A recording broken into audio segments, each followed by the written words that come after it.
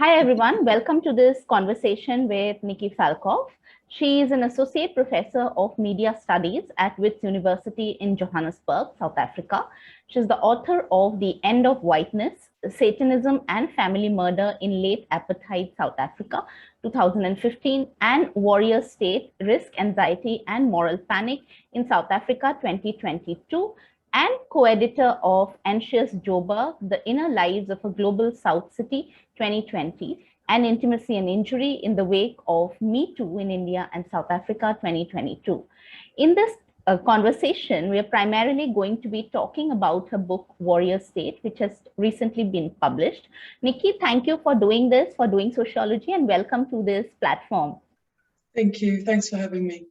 Right. So let me begin by asking you that in the introduction of the book, you begin by talking about fear, that your experience of returning home was fraught with the complexities of negotiating a fear that is as much social as much as personal. So could you please elaborate more on how this became the cornerstone of your research? Well, people have very different paths towards their research agendas, right? And mine has been very, very personal. My first monograph about Satanism and family murder in South Africa was based on my PhD research. And that was a really interesting process because I was living in the UK where I had gone off to go and make a new life for myself and do all my postgraduate studies. And I had no intention of writing about South Africa or about white South Africans in particular. And during the process of doing the doctorate, the first year or so of doing the doctorate, I kept coming back to this stumbling block. I kept falling over and over this question that brought me back to myself and my own kind of unshiftable identity as a white South African who did grow up during the last years of apartheid. And that was what I ended up doing the PhD on. And that was then what I ended up doing my first book on and a lot of my earliest research. So for me, the process of doing the work was very much about acknowledging and re-encountering an element of my own history that I was deeply uncomfortable with and that I didn't really want to particularly acknowledge. So, you know, the next step in my personal scholarly journey, I guess, when I was trying to think of another thing to write about, the next thing that I kept stumbling over was the kind of effective and again deeply personal experiences that I've had of moving back to Johannesburg, which is what's happened to me since doing the PhD and since writing that book, where I've gotten a job in my home city, moved back to the place where I was born, growing up, living 10 minutes away from where I grew up, which is not what I originally had in mind for my career. So dealing with that, and also dealing with the fact that this is a very worrying place to live in a lot of ways. This is an insecure city, it's a precarious city, it's a dangerous city in a multitude of different ways. It's also an incredibly vibrant city and often deeply engaging. And it's a place that a lot of people are almost pathologically in love with. And I was very driven to try and work out some of the challenges and the complexities and the contradictions in these multiple experiences of joy and fear, of love and fear. And particularly, again, as a white South African, I found myself encountering conversations amongst other white people where all they really talk about is fear. And all they really talk about are the many, many things in South Africa that they're afraid of: the bad healthcare, the crime, the climate, the disintegrating infrastructure, you know, all of these terrible issues. And in trying to find a way to talk about this country and to talk about this city, I kept coming back to the fact that fear and anxiety and related emotions seem to be one of the most fundamental structuring principles of life in South Africa. And I was interested to know how this works, not just for the white middle classes who I'm personally familiar with, but in much more diverse ways. And of course, as a media scholar, I was interested to ask what the prevalence of these kinds of cultures of fear do to media production in South Africa. So that's what I ended up researching, and that's what I ended up writing about. Right. So could you also talk about your own social position as a researcher within the context of South Africa? So there's a lot of, if you spend a lot of time on Twitter, which I do, there's a lot of talk among global academics about the precarity of our profession. and about how undervalued our profession is, and about the terrible salaries. I mean, the other context that I know well, because I did my graduate study there, obviously, is the UK. And my friends and colleagues there have been in and out of strikes for the last 2 or so years because of threats to their pensions and their salaries. In the context of South Africa, as an academic who is fully tenured, I mean, we don't have a tenure system here, but I have been through the confirmation process, which is the same thing, if much less rigorous. I earn a salary that puts me in the top 10% of earners in this country. And that is not because my salary is so excessively overblown. It's because South Africa is so deeply unequal, and because the extent of poverty is so huge, and because our middle class is so small. So as an academic researcher, you know, I need to acknowledge in the work that I do, firstly, the class privilege that I have, which comes from having a stable salary, being able to afford, you know, not excessive, not lavish, but a home and a car, and, you know, to live in a way that I wouldn't be able to afford as an academic elsewhere in the world, because the cost of living in Johannesburg is comparatively cheap. I also need to acknowledge my own positionality as a white person, not just a white person, but a white person who grew up during apartheid. So I have a doctorate, which I got at Birkbeck College, which is part of the University of London. I have a master's from Sussex University, also in the UK. My undergraduate study was at the University of Cape Town, which is known for being one of the finest universities on this continent. And it would be very easy, I do find a lot of colleagues do this, it would be comparatively easy to assume that this is because I'm so clever and I've worked so hard. That is not the case. I may be clever, but that doesn't mean I'm necessarily that much cleverer than anyone else who's done this. And I may work hard, but that doesn't mean that I work that much harder than all sorts of other people. The reason that I have the access that I have is that I grew up classified white, which meant my parents got a certain level of education. We know parental education correlates with childhood education. I grew up in a house full of books. I was able to go to private school. I didn't have to incur huge amounts of debt in order to go to university.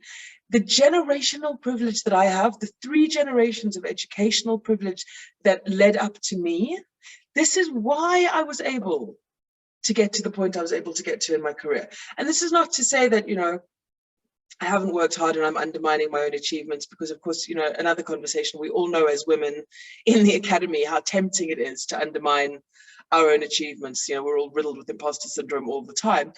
But you cannot, in my view, you cannot as a white South African live in South Africa and work in South Africa, particularly if you're of my age, without constantly being aware of the fact that you have the benefits that you have because of job reservation, because of educational privilege, because there was an entire system set up for 50 years and the colonial system before it to allow you and people who looked like you to access a higher standard and quality of life and quality of education. So my positionality as a researcher is fundamentally filtered through my own necessary acknowledgement of my racial privilege at all times in this country.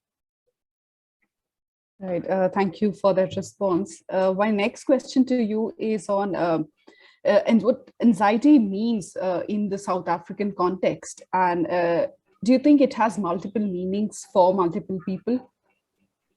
Absolutely.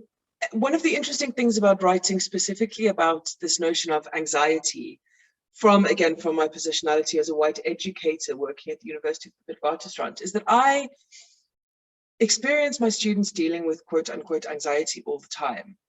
And part of the reason for this is that there has been a kind of an explosion in diagnoses of anxiety, right? That we're now diagnosing anyone who's uncomfortable with things, we're diagnosing them with a mental health condition that we are naming anxiety. And now, obviously we know that this thing does exist, but there's also a tendency to almost manic overdiagnosis, because so many of us are desperately looking for a word or a reason or something we can pin our sense of discomfort on.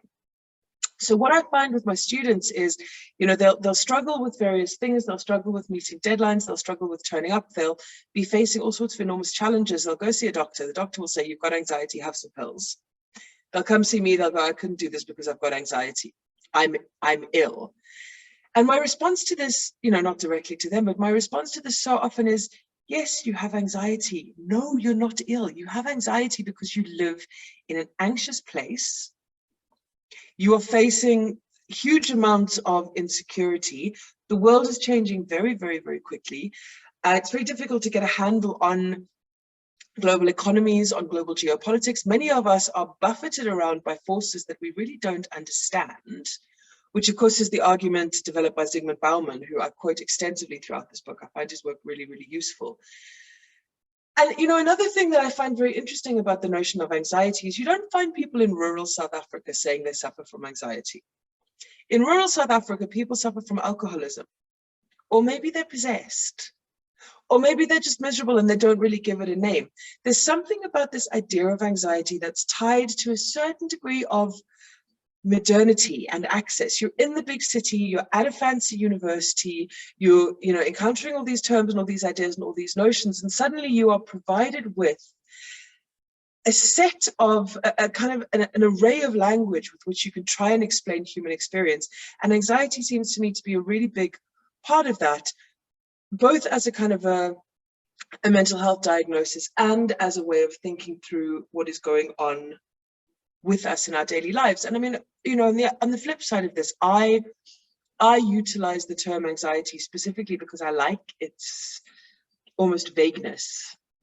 You know, that it's possible to think of yourself as being anxious without having an object to be anxious about. And in a lot of ways, I think for me, this encapsulates much of the contemporary experience in postmodern, post-colonial, late capitalist South Africa and elsewhere. This constant sense that we're not exactly sure where the threat is coming from, but we know the threat is there. In the 50s, 60s, and 70s, we saw these explosions of nuclear panic. In the West, we saw explosions of communist paranoia. There's this kind of free-floating anxiety that defines our societies over the last 100, 150 years, which keeps attaching itself to different objects. Maybe it's foreigners. At the moment, across the world, we're seeing a rise in panic about queer people and transgender people, as though they are now the threat. This kind of free-floating notion of anxiety is this really debilitating feeling that is just in the air, but is not necessarily attached to anything. For me, this is an incredibly productive and useful way of thinking about the experience of living in a city where you feel as though threat is always present, but not necessarily visible.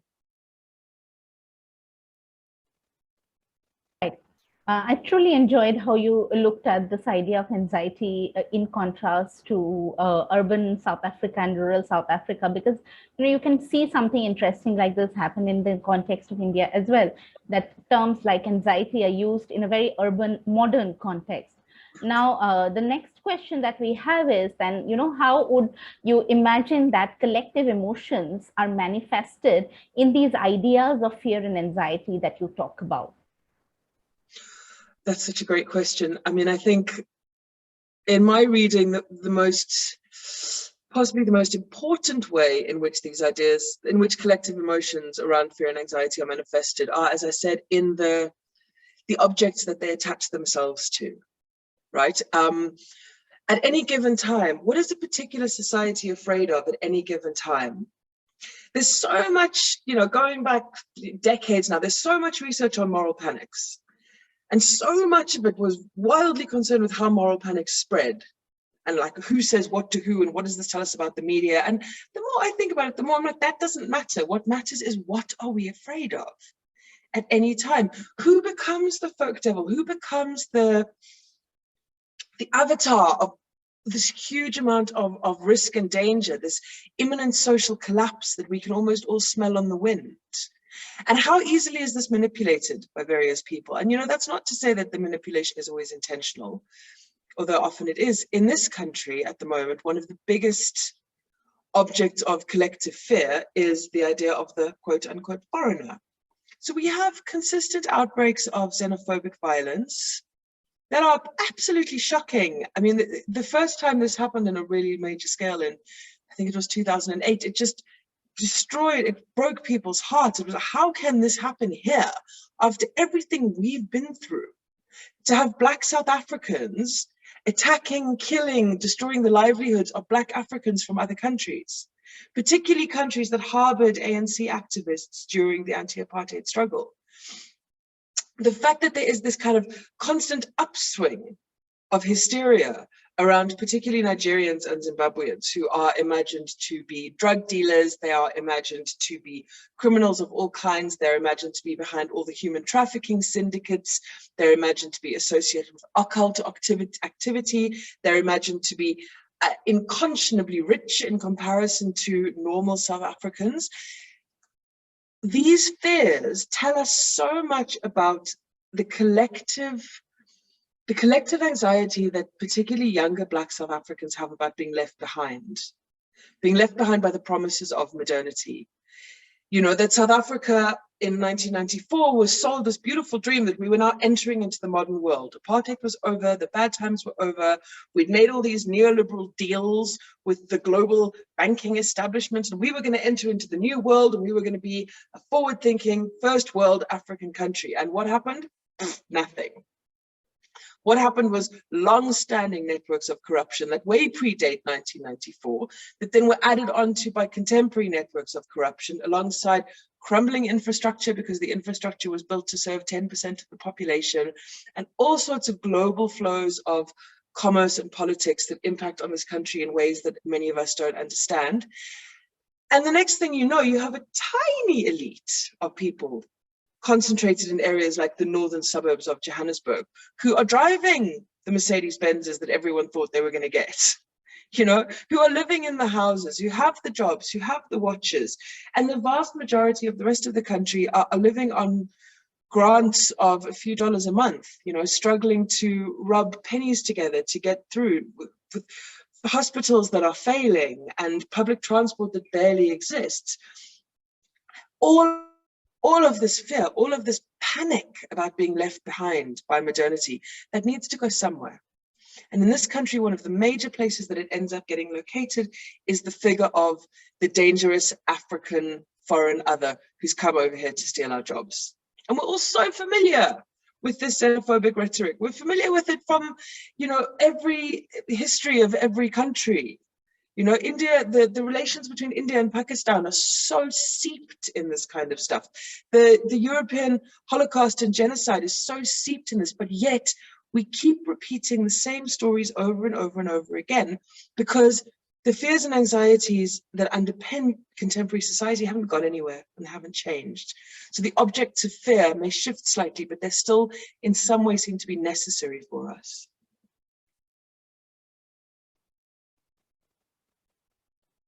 Right. So our final question to you, Dr. Falkof, is on how fear is connected with ideas of class, racism, and gender-based violence in South Africa.